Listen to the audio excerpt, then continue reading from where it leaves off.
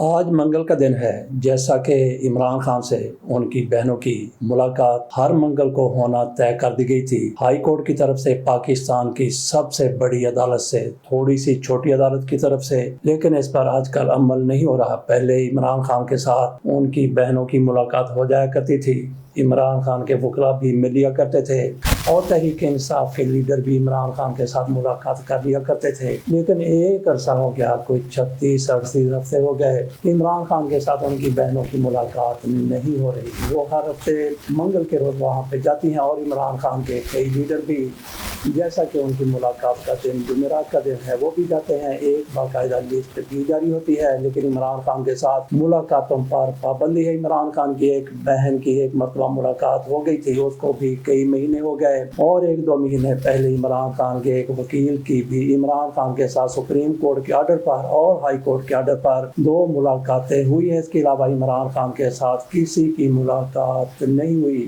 آج بھی امکان تو کوئی نہیں عمران خان کے ساتھ ملاقات کا، لیکن ایک اور بہانہ بھی ان کے ہاتھ آ گیا۔ جس طرح سے سپریم کورٹ میں ایک کیس چل رہا تھا عمران خان کے ساتھ ملاقات کے حوالے سے، توہین عدالت کا کیس درج کیا گیا تھا۔ یہ ہائی کورٹ سے کیس آگے سپریم کورٹ میں گیا ہے، وہاں پہ حسن نظر رضوی صاحب 2 دیگر ججوں کے ساتھ بیٹھتے ہیں، اس کی سماعت کرتے ہیں۔ امید تو یہی تھی کہ 1-2 روز میں وہ فیصلہ کر دیں گے کہ عمران خان کے ساتھ ملاقات کروائی جائے اور عمران خان کے ساتھ ملاقات کیوں نہیں کروائی گئی، لیکن وہاں سے بھی ایسا جواب آئے جس کو ٹکا سا جواب کہا جا سکتا ہے۔ سپریم کورٹ کی طرف سے حکم لگا دیا گیا کہ 3 ہفتے میں جامع، ذرا ملاحظہ کیجیے الفاظ، انہوں نے کہا کہ جامع کمپریہنسو مکمل رپورٹ پیش کی جائے۔ پنجاب کے ایڈوکیٹ جنرل کی طرف سے کہا گیا تھا کہ جناب ہمیں وقت چاہیے، ہمیں ٹائم چاہیے، ہم نے سارے معاملات کو دیکھنا ہے رپورٹ کے لیے۔ تو انہوں نے کہا ٹھیک ہے، 2-4 دن نہیں بلکہ ہفتہ 1.5 ہفتہ بھی نہیں، 3 ہفتے کی مہلت سپریم کورٹ کے بینچ کی طرف سے دے دی گئی۔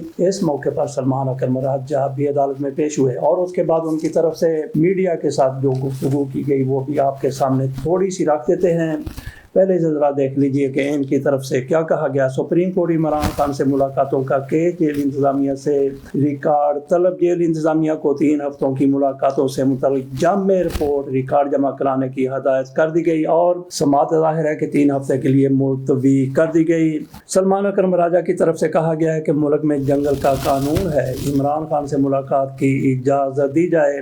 بانی پی ٹی آئی اور ان کی اہلیہ کو جیل میں قید تنہائی میں رکھا گیا ہے، ان کی آنکھیں بھی خراب ہیں، خاندان کو بھی ملنے نہیں دیا جا رہا، لہٰذا سب کو اجازت دی جائے۔ یہ سلمان اکرم راجہ کی طرف سے کہا گیا، گویا جس طرح سے پہلے ہی عمران خان کی بہنوں کے ساتھ ملاقاتوں پر پابندی ہے کہ ان کے پاس جواز موجود ہیں، اور ایڈوکیٹ جنرل کی طرف سے یہ بھی سپریم کورٹ میں کہا گیا کہ جناب علی، ہائی کورٹ کی طرف سے یہ آرڈر دیا گیا تھا کہ ملاقات کے بعد کوئی سیاسی گفتگو باہر آ کے نہیں کی جائے گی۔ اس کے باوجود بھی یہ گفتگو کرتے ہیں، اور یہاں پہ سلمان اکرم راجہ کی طرف سے بہت دور کی کوڑی لائی گئی۔ انہوں نے کہا کہ یہ متفقہ فیصلہ نہیں تھا، بہرحال فیصلہ آ جاتا ہے، متفقہ فیصلہ نہیں، اکثریتی فیصلہ ہے تو فیصلہ وہی ہوگا جو اکثریتی فیصلہ۔ ان کی طرف سے کہا گیا کہ چونکہ متفقہ فیصلہ نہیں تھا تو وہاں پہ سلمان اکرم راجہ صاحب یہ بھی کہہ سکتے تھے کہ جناب علی آئندہ ہم گریز کریں گے، عمران خان کے ساتھ ملاقاتوں کی اجازت دے دی جائے، لیکن وہ دور کی کوڑی لائے اور دلائل کے جواب میں کیا دلیل ان کی طرف سے دے دی گئی۔ بہرحال آج ایک مرتبہ پھر عمران خان کی بہنیں وہاں پہ جائیں گی، عمران خان کے ساتھ ملاقات کی کوشش کریں گی، لیکن اس کا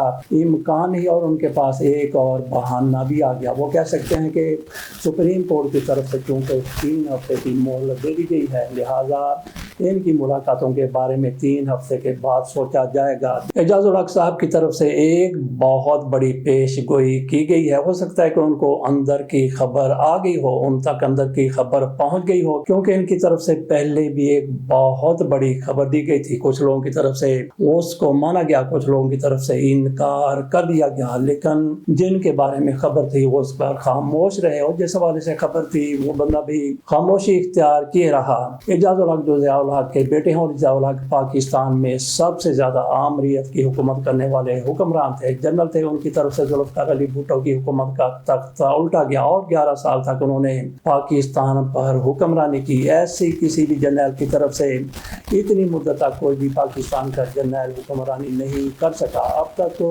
انہی کا ریکارڈ ہے۔ ان کے بیٹے کی طرف سے ایک موقع پر یہ کہا گیا تھا کہ شہباز شریف کو ایک بندہ گاڑی کی ڈگی میں بٹھا کے GHQ میں لے گیا تھا، یہ ملاقاتیں کرتے رہے اور اس کے بعد ان کے پھر معاملہ سیدھے ہوتے چلے گیا اور بعد میں پتہ چلا کہ محمد احمد خان ان کے جنرل باجوہ کے ساتھ قریبی تعلقات ہوا کرتے تھے۔ وہ شہباز شریف کو اپنی گاڑی کی ڈگی میں بٹھا کے لے گئے تھے، تو یہ ان کی بریک کی ہوئی خبر تھی جدلا کی۔ آج ان کی طرف سے کہا گیا، عمران خان کے حوالے سے انہوں نے کہا ہے کہ سب ڈیل کر کے آئے ہیں، عمران خان سے بھی ڈیل ہوگی۔ انہوں نے یہ نہیں کہا کہ عمران خان سے ڈیل ہو سکتی ہے، بلکہ انہوں نے پوری یقین طریقے سے کہا کہ جس طرح سے پہلے بھی ڈیلیں ہوتی رہی ہیں اس طرح سے عمران خان کے ساتھ بھی ڈیل ہوگی۔ تو دیکھتے ہیں کہ عمران خان کے ساتھ ڈیل ان کی شرائط پر ہوتی ہے یا پھر عمران خان کی شرائط پر ہوتی ہے۔ تو ڈیل کا یہ مطلب ہرگز نہیں ہے کہ عمران خان نے سرنڈر کر دیا۔ ہو سکتا ہے کہ عمران خان جو چاہتے ہیں، جو منوانا چاہتے ہیں، اس کو مان لیا جائے تو اس کو بھی ڈیل ہی کہا جائے گا اور یہ عمران خان کے حق میں ہوگی اور عمران خان کے کہنے کے مطابق ہوگی اور عمران خان یقینی طور پر اس کی مخالفت نہیں کریں گے۔ عمران خان ڈیل کی ہمیشہ سے مخالفت کرتے رہے ہیں، لیکن اگر ان کی شرائط پر معاملہ طے ہو جاتے ہیں تو اس کو کوئی لوگ ڈیل کہیں گے، کچھ اور کہیں گے، جو بھی کہیں گے۔ بہرحال عمران خان اس حوالے سے ڈیل کر سکتے ہیں اگر ان کی شرائط پر یہ حکومت، یہ رجیم آ جاتی ہے یا پھر رجیم کے اوپر بیٹھے ہوئے لوگ آ جاتے ہیں۔ بات ہم نے یہاں پہ یہ کرنی تھی کہ اعجاز الحق اندر کی خبر لے کے آتے ہیں اور یہ بھی ان کی اندر کی خبر ہو سکتی ہے۔ مولانا فضل الرحمان جس طرح سے گرجے تھے، جس طرح سے برسے تھے، پاک فوج کے حوالے سے انہوں نے ایک دن جو کچھ کہا اس سے اگلے دن اس سے بھی مولانا فضل الرحمان صاحب زیادہ سخت طریقے سے بولے تھے۔ اس حوالے سے بہت سے لوگوں کے ذہنوں میں سوالات تھے جو زبان پر بھی آئے۔ ان کی طرف سے پوچھا گیا کہ تحریک انصاف والوں کو جس طرح سے یہ حکومت پکڑ لیتی ہے، یہ رجیم جس طرح سے ان کا حال کرتی ہے، مولانا فضل الرحمان نے تو بہت سی حدیں کراس کر دی ہیں، تو مولانا فضل الرحمان کے خلاف ابھی تک کوئی کارروائی کیوں نہیں کی گئی؟ مولانا فضل الرحمان کے حوالے سے کئی ٹاؤٹ سامنے آئے۔ ان میں فیاض الحسن چوہان نے مولانا کا گریبان پکڑنے کی کوشش کی اور اندازہ کیجئے کہ کتنا نان سینس یہ آدمی ہے۔ اس کی طرف سے ایک سنجیدہ مسئلے کو کس طرح سے غیر سنجیدہ بنا دیا گیا۔ انہوں نے کہا کہ ماں صدقے پیو ڈس کے ایک سنجیدہ گفتگو کر رہے تھے، تو یہاں دیکھ لیجئے کہ کیسے بھانڈ قسم کے ٹاؤٹ آگے لگائے گئے مولانا فضل الرحمان کی کردار کشی کرنے کے لیے۔ اس بندے کا ہاتھ مولانا کے گریبان تک جا رہا تھا، جبکہ طاہر اشرفی صاحب نے مولانا فضل الرحمان کا پونچا ہی کھینچنے کی کوشش کی۔ ایک طبقہ ان کے بارے میں کہہ رہا تھا کہ مولانا فضل الرحمان کے ساتھ کیوں رعایت اتنی زیادہ کی جا رہی ہے، تو اس سارے معاملے کو رانا ثناء اللہ کی طرف سے حل کر دیا گیا۔ ان کا بیان سامنے آیا، رانا ثناء اللہ کی طرف سے کہا گیا کہ شہباز شریف صاحب پاکستان کے وزیر اعظم یہ نہیں چاہتے کہ مولانا فضل الرحمان کے خلاف کوئی FIR درج ہو یا مولانا فضل الرحمان کے خلاف کوئی ایکشن لیا جائے۔ یہ رانا ثناء اللہ کی طرف سے کہا گیا۔ وہ شہباز شریف صاحب مولانا فضل الرحمان کو بچانے کے لیے میدان میں کود پڑے اور مولانا فضل الرحمان وہ ہیں۔ آج اگر شہباز شریف صاحب مسند اقتدار پر دوبارہ سے آ کے بیٹھ گئے ہیں، دوبارہ پاکستان کے وزیر اعظم بن گئے ہیں، اس میں مولانا فضل الرحمان کا بھی بہت بڑا کردار ہے، کیونکہ مولانا فضل الرحمان صاحب ان دنوں PDM کے سربراہ ہوا کرتے تھے جب عمران خان کے خلاف تحریک عدم اعتماد آئی تھی، اور عمران خان کے خلاف تحریک عدم اعتماد کے پیچھے مولانا فضل الرحمان کا بھی اہمیت والا کردار تھا۔ جس طرح سے آصف علی زرداری کی طرف سے سندھ ہاؤس میں لوگوں کو اکٹھا کیا گیا تھا، سارے لوٹے جمع کر لیے گئے تھے، تو مولانا فضل الرحمان بھی آصف علی زرداری کے کندھے سے کندھا ملا کے ان کے ساتھ کھڑے ہوا کرتے تھے۔ مولانا فضل الرحمان کا شاید شہباز شریف صاحب احسان جان رہے ہیں، لیکن یہاں پہ یہ بھی ہے کہ شہباز شریف کی کون سنتا ہے، کون مانتا ہے، کون ان کو سیریس لیتا ہے۔ میاں نواز شریف کی طرف سے کہا گیا تھا کہ شہباز شریف کی باتوں کو سیریس لینے کی ضرورت نہیں ہے، ان کی باتوں کو سنجیدہ نہ لیا کریں۔ یہ میاں نواز شریف صاحب کی طرف سے ان دنوں کہا گیا تھا جب پوری کی پوری مسلم لیگ میاں نواز شریف کے اشاروں پر چلا کرتی تھی۔ بہرحال اس کے بعد بھی میاں نواز شریف کے اشاروں پر ہی چلتی ہے۔ یہاں پہ ہم نے یہ واضح کرنا تھا کہ مولانا فضل الرحمان کے حوالے سے جو لوگ کہتے ہیں کہ ان پر کسی قسم کا مقدمہ درج نہیں ہو رہا، ان کے خلاف کوئی کارروائی نہیں ہو رہی، रही तो उनके पीछे शहबाज शरीफ साहब नजर आए हैं, राना सनाउल्लाह को। बाकी हमारा यहाँ पे तजिया ये है कि जब मौलाना फजल रहमान को किसी ने पकड़ना है, किसी ने FIR दर्ज करवानी है, तो शहबाज शरीफ से किसी ने नहीं पूछना, ना राना सनाउल्लाह से किसी ने मुशावरत करनी है। तो जंग के हवाले से बात कर लेते हैं।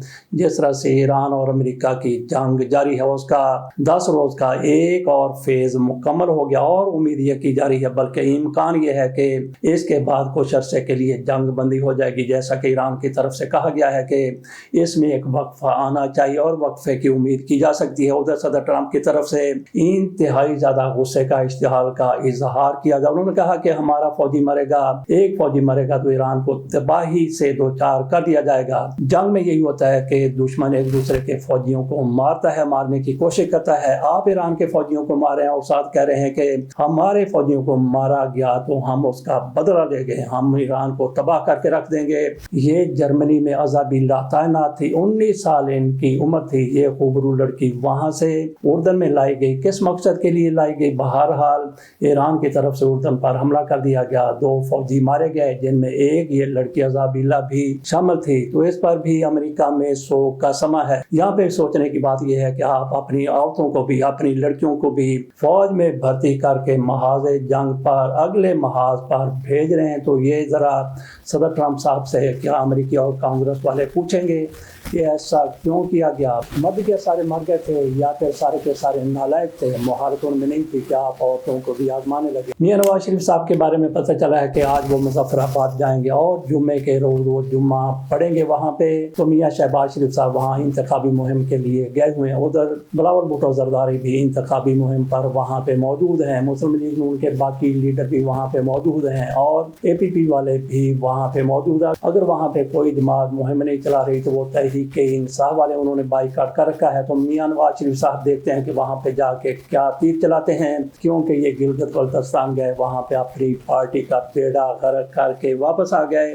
तो वहाँ पे जो कसर रह गई थी वो यहाँ भी ये पूरी करने की क्या कोशिश करेंगे। तो देखते हैं कि मुस्लिम लीग नून वाले यहाँ पे क्या करते हैं। और दूसरी तरफ बिलावल भुट्टो जरदारी के मुस्लिम लीग नून पर इल्जाम लग रहे हैं और मुस्लिम लीग नून वाले बिलावल भुट्टो जरदारी को हाथों हाथ ले रहे हैं, उन पर तनकीद कर रहे हैं। उनकी किरदार कुशी तक भी ये लोग जा रहे हैं, आपस में एक दूसरे की किरदार कुशी के इल्जामात पर इल्जामात लगाए, एक दूसरे के बारे में क्या क्या ताने दिए जा रहे हैं। हसन इकबाल साहब की तरफ से कहा गया कि ये पार्टी तो करप्शन वाली पार्टी है, पाकिस्तान में जब भी इख्तिदार में आई इन्होंने करप्शन की, ये हसन इकबाल की तरफ से कहा जा रहा है। बहरहाल कुछ लोग ये कहते हैं ये इनकी नूरा कुश्ती, एक दूसरे के साथ ये मिले हुए और मिलकर एक दूसरे पर इल्जामात लगा रहे हैं और ये सारा कुछ अवाम को बेवकूफ बनाने वाली बात है। इनमें से जो भी जीत गए जीत तो फिर उन्हीं की हो गई जिनको आगे लाने वाले हैं। हो सकता है कि दोनों यहाँ पे मिल के बैठ जाएं, जिस तरह ये गिलगित बल्तिस्तान में मिल के बैठे हो। कैसे वहाँ पे मिल के बैठे हो? वहाँ पे पीपल्स पार्टी का वज़ीर आला है लेकिन डिप्टी स्पीकर इनका है और अपोजिशन लीडर भी इनका मुस्लिम लीग नून वालों का है। इसी तरह से